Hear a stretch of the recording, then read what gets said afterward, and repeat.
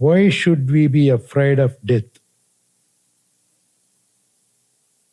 Because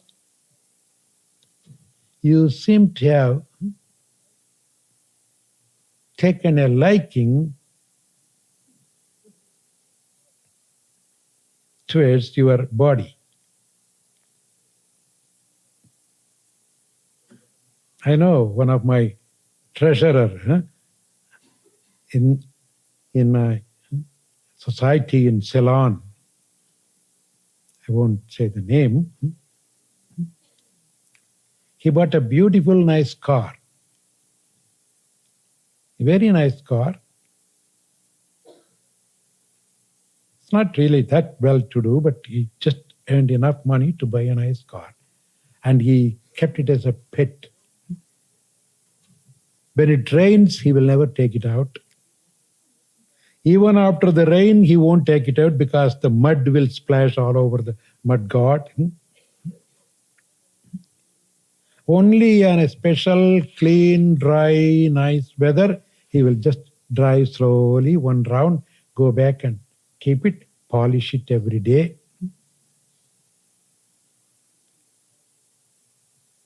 That means he is not using the car is using him.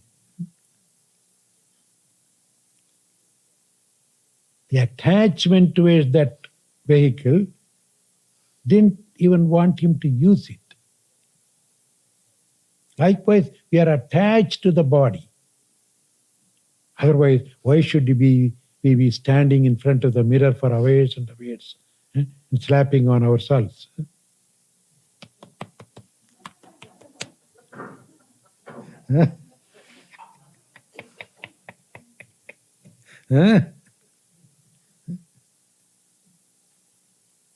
Yeah, you just make up your mind.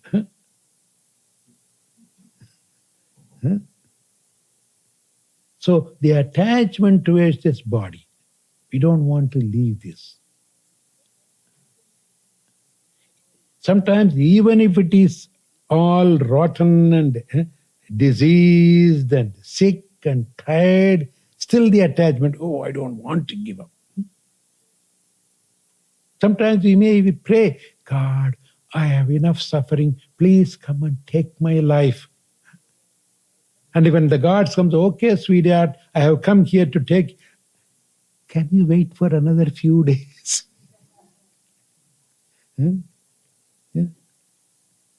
I remember one of the big businessmen once. He always finishes his business at around 10 o'clock at night. Then he closes the shop, collects all the money, puts it in the bundle, and then gets into the car and goes straight to the temple to worship. Because he's a rich man, the temple priest has to wait till he comes and finishes his worship and goes home. Otherwise, he will normally close the temple at 9 o'clock and go home. So it happened every day, and he really got fed up. And when he comes here, he says, oh Lord, you are the one who gave me everything. You are my whole refuge. And I think I had enough. I enjoyed everything. I'm really tired of this whole world and all these material things. And I know they are all temporary.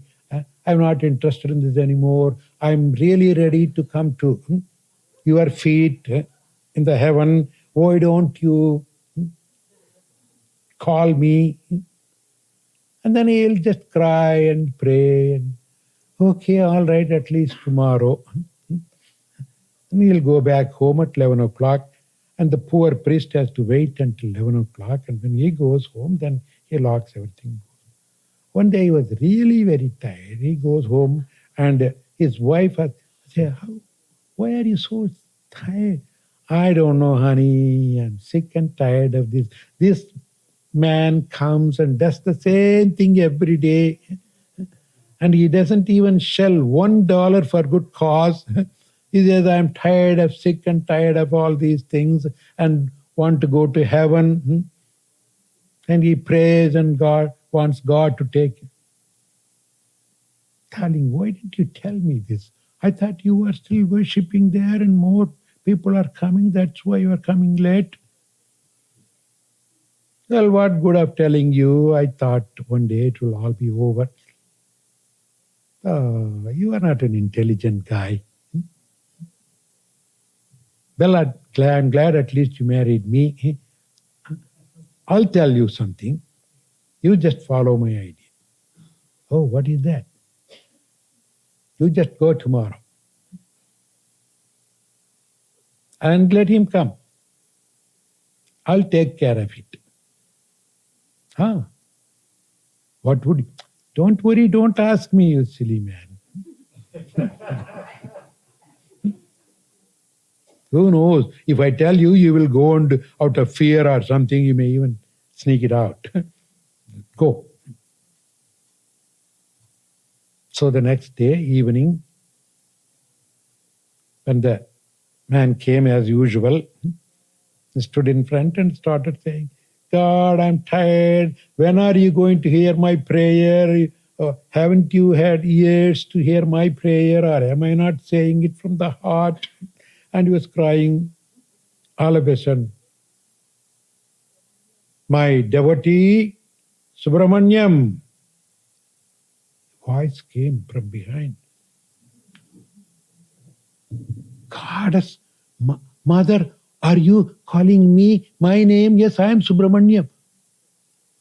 Yes, my devotee, Subramanyam, I have heard all your prayers. So long I tested your sincerity. Now I decided to give you the boon you want. You are ready? Come, I'll take you to heaven.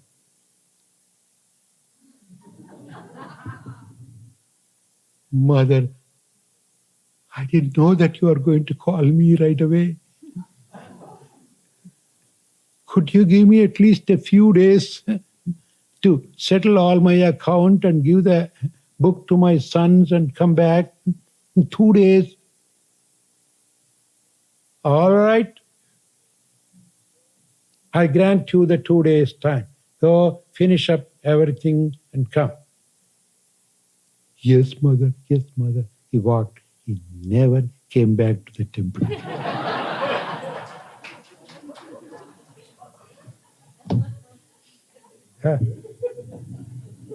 That's it. And the priest locked the temple 9 o'clock itself and went home.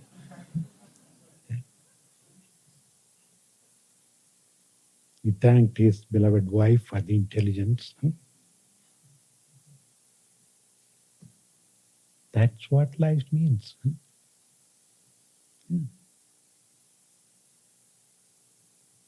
So the fear of losing.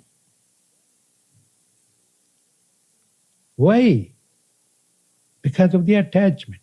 And we had been doing this since so many births. Every time it was a real tug of war. You had to be pulled out of this. That's why sometimes you can see, that is the reason. The people who are with attachment, they cannot die comfortably. They will cling on to that. But an enlightened person who knows the relationship between the body and spirit, who know that body is only a vehicle, I am just living in this. It's a recreation vehicle. It has everything built in. It's nothing but an RV, right? You have everything, kitchen, bathroom, computer, photographic room. You have everything. You go with it wherever you want. So when the time comes, okay, bye-bye. Odum puliyambalam, they will say. We don't have the puliyambalam here. Like the loose jacket orange, I could say. You know the loose jacket orange? I don't know. You don't even have that term. Just a plain, what orange is that? The whole orange juicy part separates from the skin and it even shakes.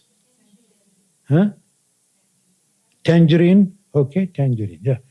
In India, we call it loose jacket. That means it's fully ripe. It is inside but not attached to that body.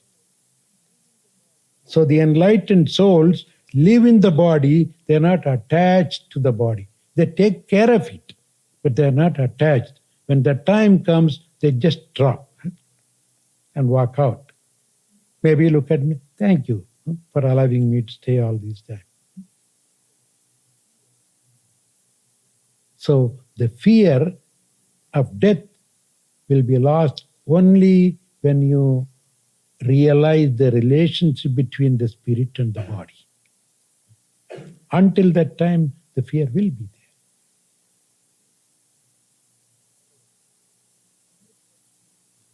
So, amritam, amritya, what do you call that? The immortality. Sometimes we even take it literally. Oh, the spiritual practices will give you immortality. Amritatva manasuh. And we literally mean, because we are so attached to the body, is a immortality of the body. The body will never die. That's totally nonsense. Anything that was put together will fall apart. Body is a composed one by various elements. So when the time comes, they will have to decompose. That's why even the priest says, earth to earth, fire to fire, water to water. Elements separate themselves. There's no body anymore. So anything that's put together will fall apart.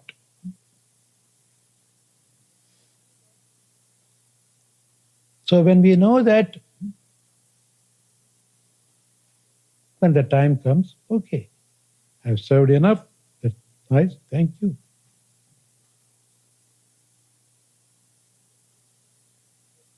So the fear of death is because of this attachment to the body and not understanding the truth. So the immortality is not the immortality of the body, but immortality, to realize the immortality of the soul. The soul is immortal. And again, it might sound like contradiction from what I said earlier. Something will die. The body is not dying again.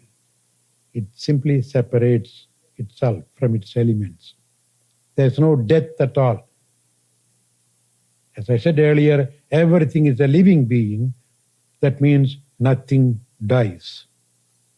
Nothing dies. But then, what do you call death and birth? Changing the forms. A piece of wood, a log died, furniture is born. Cotton died, yarn is born. Yarn died, material is born. Material died, shirt and robes are born. Robe and shirt died, rag is born. Rag died, ash is born. That means one form changing into another. Your childhood died, adulthood is born. Every minute we are dying and we are being born. So we should understand the birth and death. There's nothing to lose. There's nothing dying there, but simply changing the form. That's why there is a beautiful proverb in English. Nothing is lost when a candle burns. It burns out completely, leaving no trace, but it doesn't mean the candle is lost. The candle is lost. The name candle is lost, but it is in the vapor form somewhere.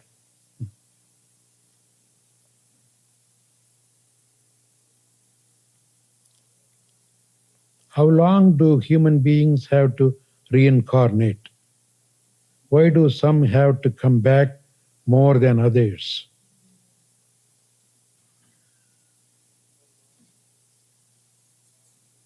How long? As long as you want. If you really don't want to reincarnate, you don't have to. Or in other words, all your wants. Whenever you develop a want in the mind wants to get it fulfilled. And to fulfill that want, it has to have a body. Because no desire, no want can be fulfilled without the help of a body. So your wants bring body for you.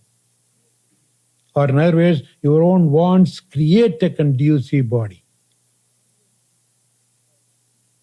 So as long as you have wants in life, the bodies will be there. When the day comes, well, I don't want anything anymore. I'm tired. I'm totally desireless. I want nothing. Then you don't need a body to fulfill any want. You are want free. So you are body free. You are really free. And that's what Buddha calls it nirvana. You make your mind nirvana. Nirvana literally means naked. Your mind should become totally naked without any thought. Every thought is a color and a cover. It makes the mind. A thoughtless mind is mind, no mind at all. A wantless mind is no mind at all.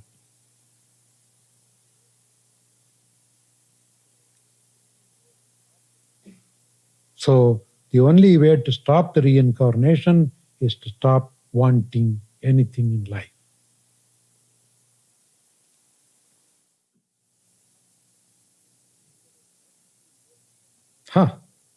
Please tell us, what did you learn from Master Shivananda?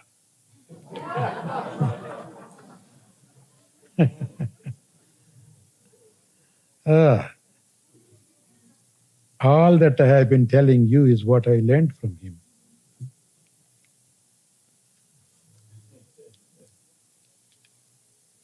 Is there an evil one like the biblical Satan? If so, what is our best protections?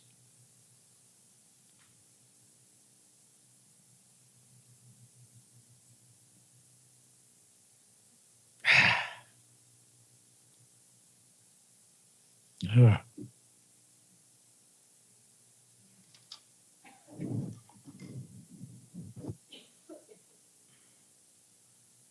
think of evil, my mouth gets dried.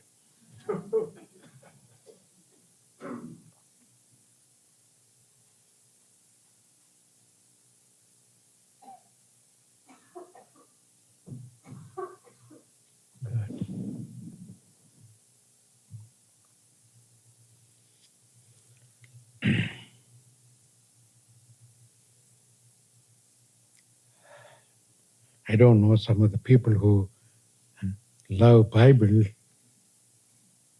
will not like this idea. They will call me an evil man then. What can we do?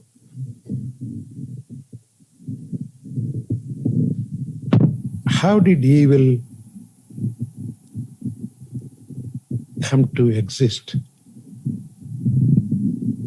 Anybody? Did somebody create the evil, or it just came by itself?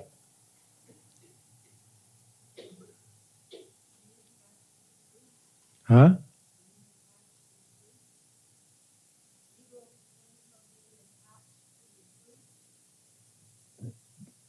How did evil come? Being attached to the truth? Fruit. That's how evil came? Otherwise there's no evil then. So who is attached to the fruit? Whoever it be. So he creates an evil by attaching himself or herself to the fruit. Otherwise there's no evil.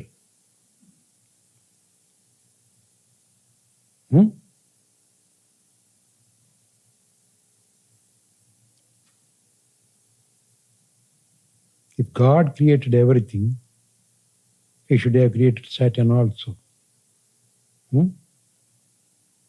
Satan cannot create itself. Or some other God created Satan. Then there will be two gods. There cannot be. Certainly there are two gods, then the rivalry is there. Who is big? Who will be the boss? Who will be the deputy? And they'll come for election. No. Actually, there's no such thing as an evil.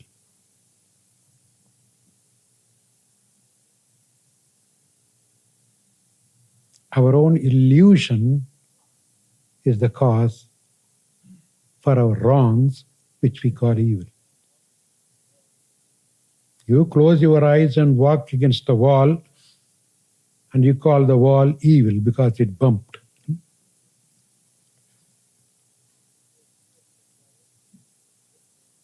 You put your finger in the fire and get burnt, the fire is evil to you. Somebody will use the same fire to cook the food. It's not evil anymore. Cut a fruit with a knife, it is good. Cut a throat with the same knife, it's evil. So, you create the evil by your own illusion, ignorance. God has never created an evil as such. But illusion or delusion or Maya, the Hindus call it, sort of just to test you, he hides your knowledge for a while.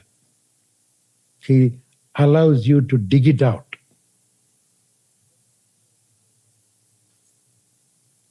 Like even in the case of the fruit, now you see. God told Adam not to eat the fruit. That's good. Wisdom, wise advice. But then, how would God know that Adam understood it and is going to follow it? Like a good teacher. You give a lesson and you want to examine him. Is it not so? Whether you learned the lesson or not. So the examination came. How? In the form of Eve and the snake. They are the examiners. They came and said, oh, it's all nonsense. You go and eat it, you will know what happened. Your eyes will be opened.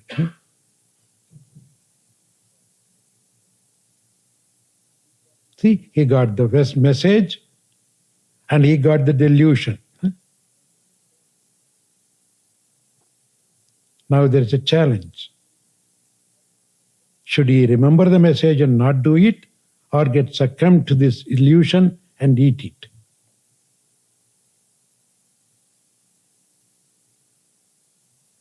The Hindus call it Maya.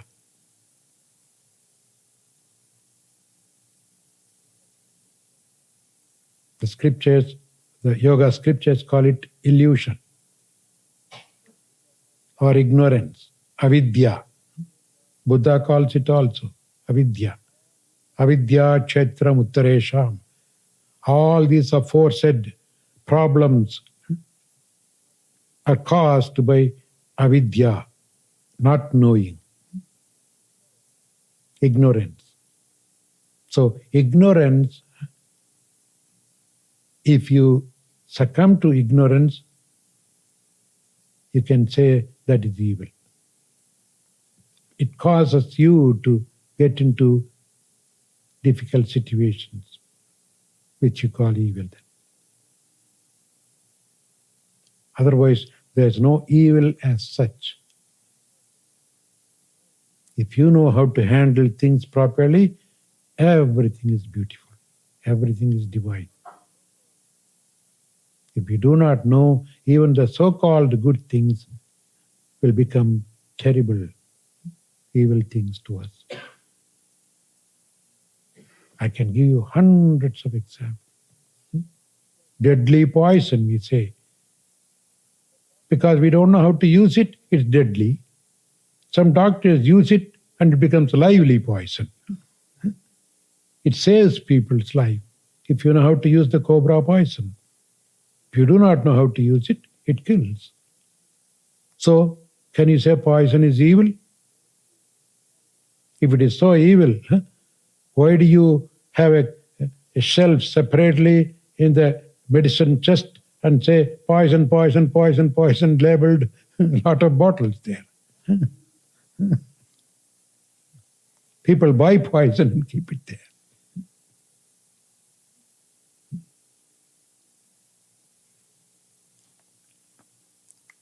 So the best protection is to understand. Use your wisdom. And if you have it and if it is buried inside, use the words of the wise people, which will help you to bring your own wisdom.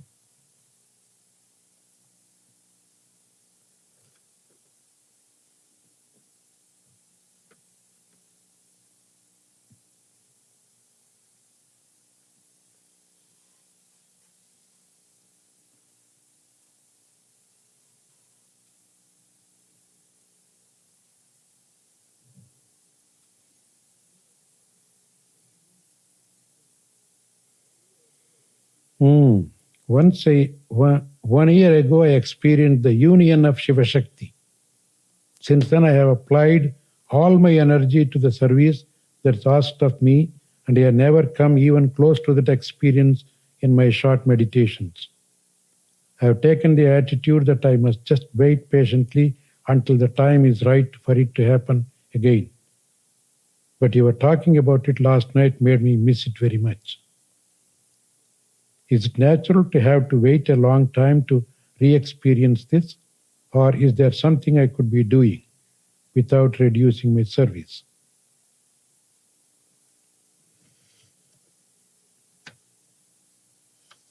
These experiences come when the mind comes into a very peaceful, serene condition.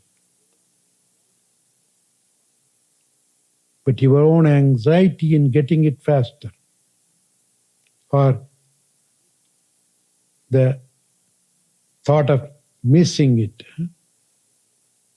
will disturb your mind and make yourself unfit to have the experience.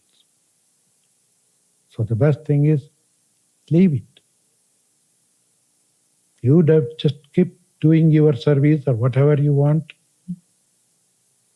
Keep the mind balanced, peaceful.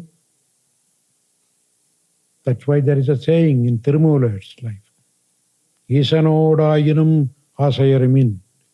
Even with God, do not develop an attachment. Once God might appear in your vision, then you don't get it anymore. Then you say, oh, I had that in my last meditation. Why didn't I get it now? You are not meditating. You are looking for that now. The very expectation of getting that experience again is enough to distract you. So say, Lord, you came the other day, fine, wonderful. Now I leave it to you. If you want, you are always welcome. I'm open to that. But I'm not demanding you. Yeah. But don't say, but why don't you come soon? Huh? Make it a little faster. Huh? The mind is like that. Huh? Like people pray, Lord, give me patience, give me patience. I just want to be totally patient, but kindly do it soon.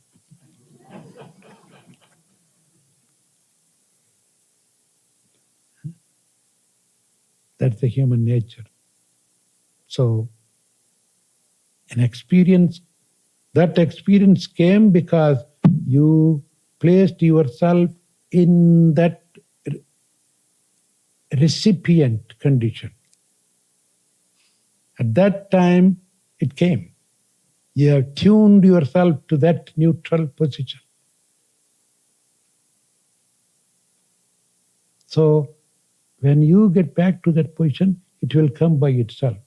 It's not that you wanted it and got it.